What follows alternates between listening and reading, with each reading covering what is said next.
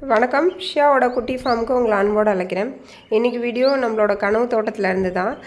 பின்னாடி சவுண்டெல்லாம் கேட்குதுங்களா? ரொம்ப ரொம்ப அப்படியே எப்படி சொல்கிறது, ரம்யமாக இருக்குது. அந்த பறவைகளோட சத்தம்லாம் அந்த ஒரு மார்னிங் அந்த ஒரு 11 o'clock அந்த மாதிரி யாருமே இல்லை. ஏன்னா அவ்வளோ வெயில், மக்கள் நடமாட்டமே குறைவு. ஒரு சில இந்த விவசாயம் பார்க்குற மக்கள் மட்டும் சுற்றி இருக்காங்க. மற்றபடி ரோட்டில் போக்குவரத்தெல்லாம் ரொம்ப குறைவாக இருக்குது.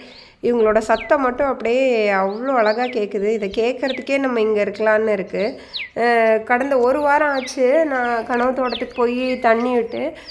இன்றைக்கி தான் மறுபடியும் போனேன். லக்கிலி எதுவும் எல்லாமே பச்சையாக இருந்தது, எதுவும் காஞ்செல்லாம் போகல. நம்ம நட்டு வச்சுருந்த அவரை விதை வந்து ஒரு 4-5 இலை எடுத்துருக்குது. சின்ன சின்ன இந்த விட்டில் மாதிரி பூச்சிகள் வந்து கொஞ்சம் கடித்து ஓட்டை போட்டிருக்கிறது. அது வந்து ஒரு பெரிய பிரச்சனை கிடையாது. வளர்ச்சி வந்து நல்ல ஒரு ஹெல்த்தியாக தான் இருக்குது. இப்போவும் நான் இன்றைக்கி போய் தண்ணி விடலைன்னா கூட இன்னும் 2 நாள் தாக்கு பிடிச்சிருக்கும் போல் இருக்குது. ஒருவேளை இந்த பனி இருக்கிறதுனால அந்த மாதிரி தாக்கு பிடிச்சி வருதுன்னு நினைக்கிறேன். அதுக்கப்புறம் பார்த்திங்கன்னா நான் கொஞ்சம் சக்கரவள்ளி கொடி வச்சுருந்தேன் இல்லைங்களா, அந்த சக்கரவள்ளி கொடிகள் எல்லாமே கொஞ்சம் ஓரளவுக்கு துளுத்துருக்குது. பட் அது வந்து எப்படி கணுவுக்கு கணு வந்து மண்ணள்ளி வைக்கணும் அந்த மாதிரி இன்ஸ்ட்ரக்ஷன் கொடுத்தாங்க. அதை நான் வந்து பாத்தி மாதிரி வச்சுருக்கிறேன். இனிமே தான் கொஞ்சம் யூடியூப்பில் வந்து அது படிச்சுட்டு அது எப்படி வளர்க்கணும் அப்படின்ட்டுன்னு கொஞ்சம் ப்ராப்பராக பார்த்து இப்போ தான் கொடி வந்து தரிக்க ஆரம்பிச்சிருக்குது. அதுக்கப்புறம் நான் வந்து தம்பி ஒருத்தன் வந்து மரவள்ளி குச்சி கொடுத்துருந்தான். அந்த மரவள்ளி குச்சி வந்து நான் நட்டு வச்சுருந்தது. அதுக்கப்புறம் நான் வீடியோ எடுக்கவே இல்லை, அது செத்து போயிருக்கும்னு நினச்சேன்.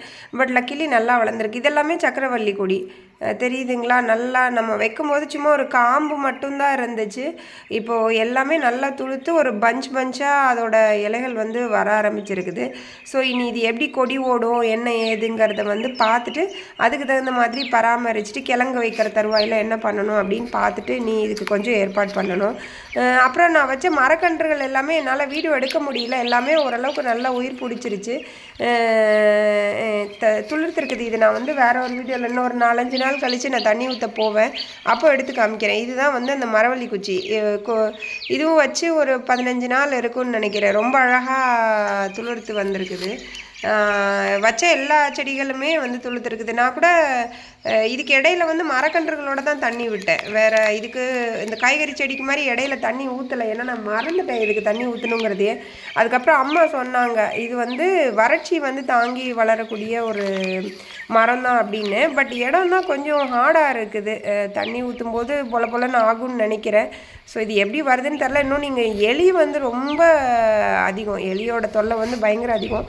இதெல்லாம் வைக்குமான்னு தெரியல, இருந்த போதிலும் நம்ம வச்சுருக்கிறோம், பார்க்கலாம்.